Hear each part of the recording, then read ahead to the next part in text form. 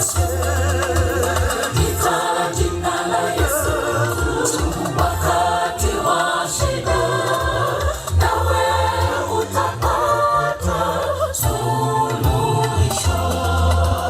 Taja jina la Yesu, yote yatakuwa shwari, usishate tamaa, ita jina la Yesu. Afya bora ni Yesu, elimu bora ni Yesu. Furaha zitatokea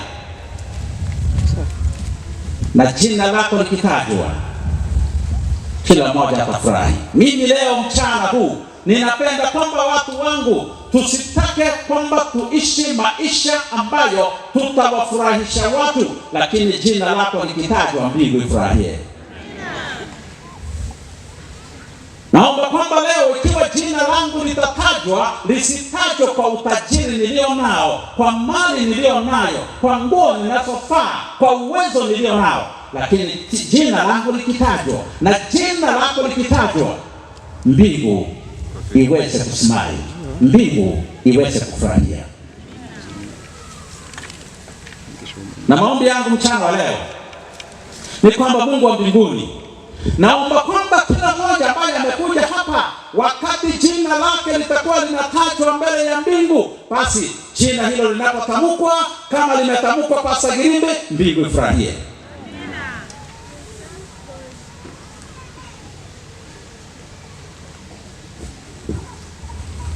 Biblia, kitabu ninachokipenda,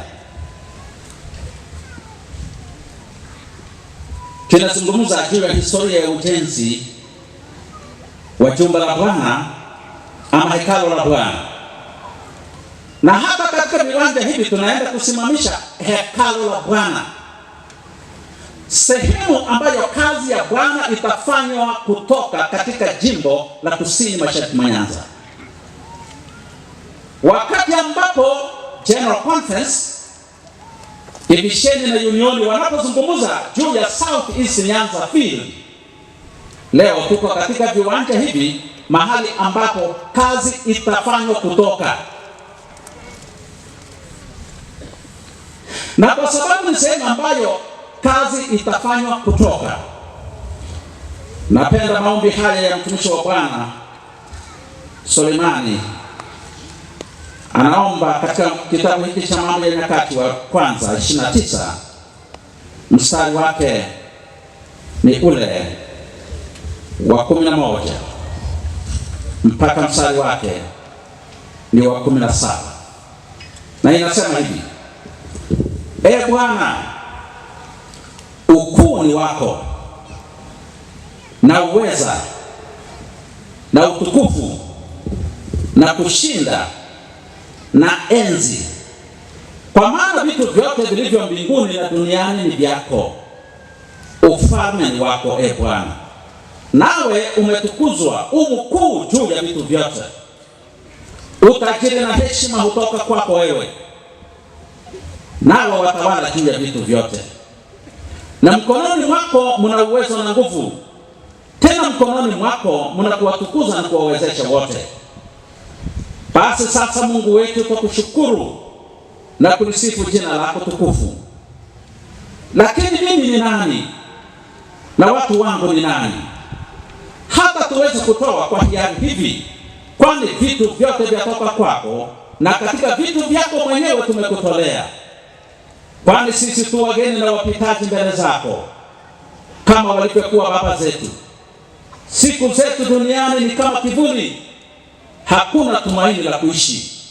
Ee Bwana Mungu wetu, akiba hii yote tuliyoiweka ili tukujengee nyumba kwa ajili ya jina lako takatifu, yote inatoka mkononi mwako na yote ni yako wewe. Bwana asifiwe.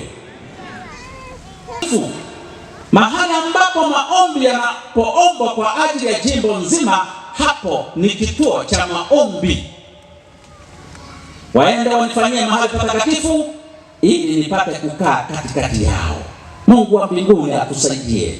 Mungu wa mbinguni atubariki. Leo tumekuja hapa kwa maombi yetu, kwa sala zetu, tumfanyie Mungu patakatifu apate kukaa katikati yetu. Uwe sehemu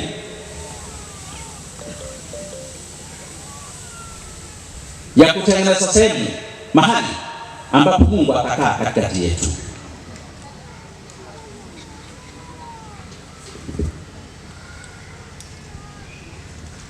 Ni kwa nini sehemu hii ijengwe? Leo ninakupa mambo matano.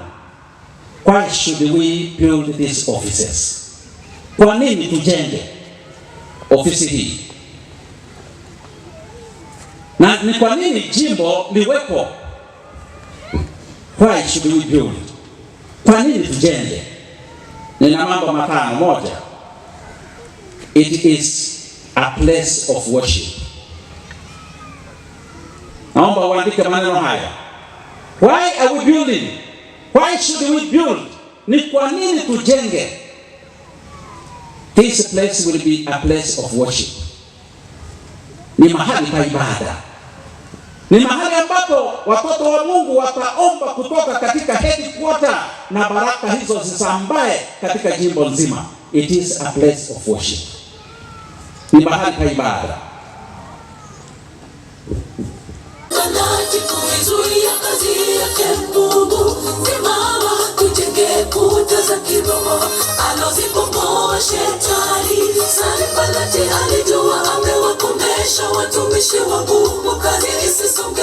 Mungu akasimama na mfalme wakatawanyika, kila mmoja kwa njia yake. Kwa nini uwe Sanbalati kuizuia kazi yake Mungu? Simama tujenge kuta za kiroho alozibomoa Shetani. Sanbalati alijua amewakomesha watumishi wa Mungu, kazi isisonge. Mungu akasimama na mfalme wakatawanyika, kila mmoja kwa njia yake. Kwa nini uwe Sanbalati kuizuia kazi yake Mungu? Simama tujenge kuta za kiroho alozibomoa Shetani.